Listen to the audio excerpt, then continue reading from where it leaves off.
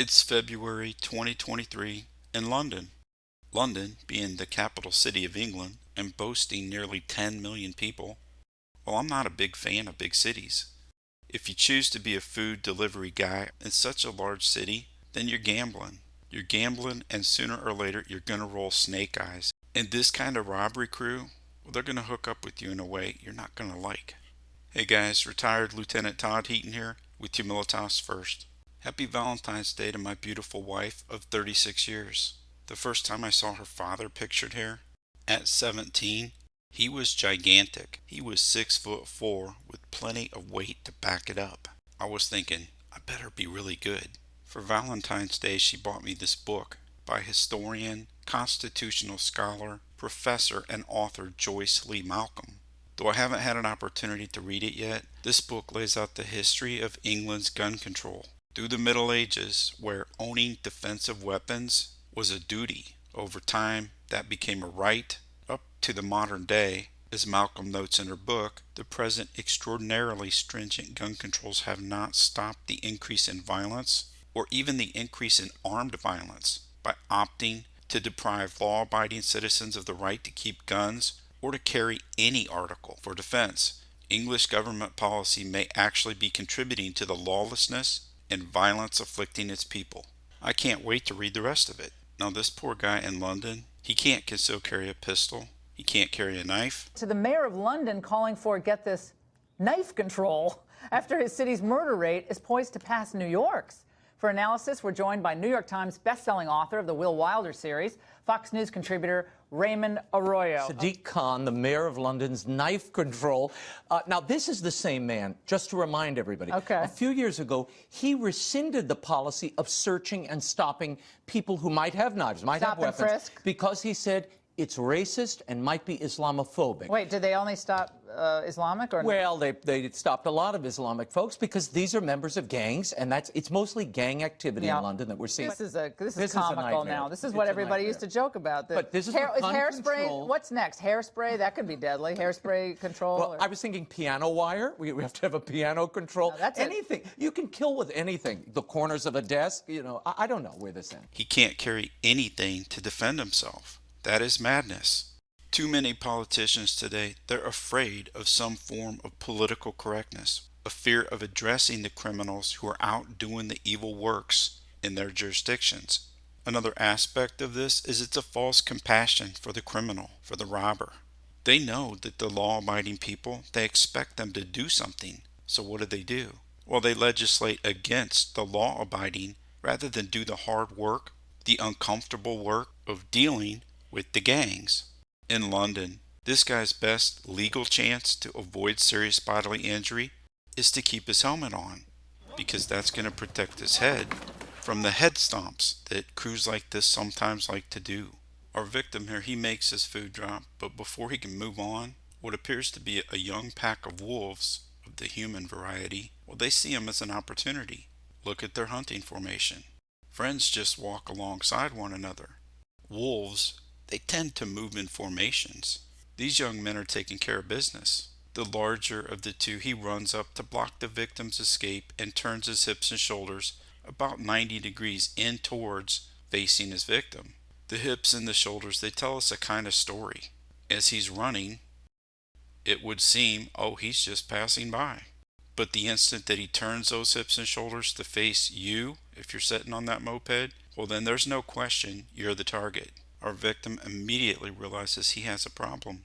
Watch him turn his head to the right. Now he sees robber number 2. The big guy, he's contact. The second robber, he's cover. Contact and cover. This is a principle we used in law enforcement. Bad guys learn from good guys, and vice versa. Both of these guys have hoods up and masks on.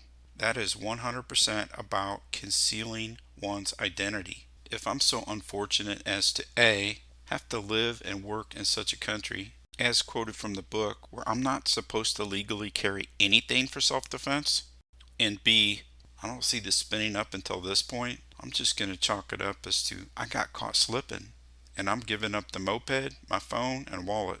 I'm just going to be a good witness. Based upon both training and experience, I can tell you how this would go as a police officer, because there were instances that it did go this way. If ever there were two individuals this stupid, and I do mean stupid, to approach an officer in such an aggressive manner, wearing balaclavas, shiesty masks, or a medical mask with hoods up, they would immediately be confronted at gunpoint with the sights floating on whoever happens to be closest on his high upper chest area, targeting his central nervous system. I say closest only because neither one of these guys are reaching into their pockets or their waistline. That is the real priority. One of them starts reaching for concealment, well, they get all of the attention. I might add, I'd probably lay my department-issued motorcycle down on its side as I back away, expanding distance, leaving the bike as a temporary kind of obstacle. Think of it like a retreating bill drill, without all of the shooting, and the whole while simultaneously reaching, drawing, and readying up my pistola, target focusing on his high upper chest, targeting his central nervous system. There's an old saying, in for a penny, in for a pound. At this close distance, if we're all going for our guns at the same time, then there's no talking. It's just a bunch of loud noises with little projectiles moving through the air at 1,200 feet per second. Think of it like a retreating bill drill with all of the shooting. This is USPSA Grandmaster Matt Pranka showing us what's possible. On the other hand, if I'm able to ready up before either one of these guys reach for their waistline or into a pocket, then I'm so far ahead in the process that if they were to choose to go for a gun or even to perform a gunplay, as if drawing a gun, that action of reaching for and into concealment, it's not going to beat my reaction of beginning to pull the trigger to stop their unjust imminent deadly threat. Generally, action beats reaction, but only up to a point. It's a process. The reaching for concealment, the drawing, readying up to the dominant eye, that's a process and it takes time.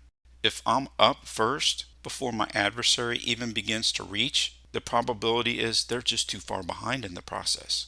Unless I was to become distracted and take my eyes off them. Now that's for police. Is there a double standard between police and citizens? I think so. Should there be? No, I don't think there should be. One could argue the police are going to have a much higher probability of having to pull their gun because they have to deal with criminals all the time. They get dispatched to go deal with that. You could argue that they're better trained, especially as it relates to the law. The law, that's kind of a blind spot most people don't worry too much about. They think, oh, I'm just going to do good and everything will work out. I can tell you in my career, especially in the early 1990s, with the crack epidemic and, depending where you worked, what areas you worked, there was no shortage of you having to pull your firearm and point it at people. You don't hear about police being charged, tried, or convicted for pointing their firearm at a potential threat. During my career, if you approached an officer with your hands in your pockets or inside your waistline and you refused to remove them when ordered to do so, well, you could expect to see the business end of a duty pistol. It's just how it was. Getting into the nuances of the law for a civilian in this kind of case, it's way beyond the scope for a 10-minute video. So I'm just going to say this. In a civilized society, you really do need to bulk up on the legal battlefield by beginning to learn the principles as taught very well by somebody like attorney Andrew Branca. More on that coming up. A major point that I wanted to make in this video is that the ideology of gun control, it leads to self-defense control. In the UK, that's not the only place that this has ended in that way. Here's Canada as a more recent example. Or debates. And we have a culture where the difference is guns can be used for hunting or for sport shooting in Canada, and there's lots of gun owners, and they're mostly law-respecting and law-abiding. But you can't use a gun for self-protection in Canada. That's not a right that you have in the Constitution or anywhere else. If you try and buy a gun and say it's for self-protection, no, you don't get that. You get it for hunting. You can get it for sport shooting. You can take it to the range, no problem, as long as you go through our rigorous background checks.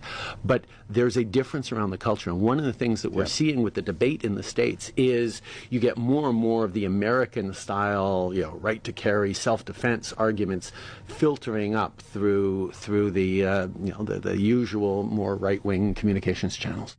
Gun control leads to self-defense control. You want an example in the United States?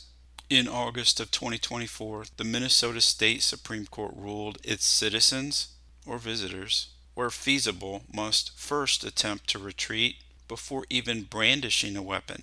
Do a search for this court case and read it. For me and mine, Minnesota is now a no-go zone. I won't be driving through or visiting if this kind of ruling stands. Brandishing is not the same thing as pointing a firearm. That's just getting the gun out. The particular case, we're talking about a machete. It wasn't even a gun. There's the way things ought to be, and there's the way things are. Okay, I'm going to give you some ideas on how you might shore up or strengthen your legal battlefield knowledge. Number one, I would go buy attorney Andrew Branca's book, The Law of Self-Defense. Also, I would follow him on YouTube. He is a craftsman in this particular lane.